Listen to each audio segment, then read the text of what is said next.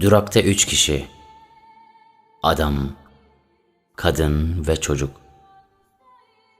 Adamın elleri ceplerinde, kadın çocuğun elini tutmuş.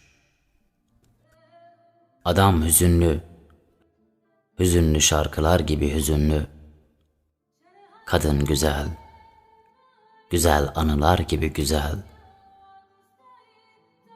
Çocuk güzel anılar gibi hüzünlü, hüzünlü şarkılar gibi güzel.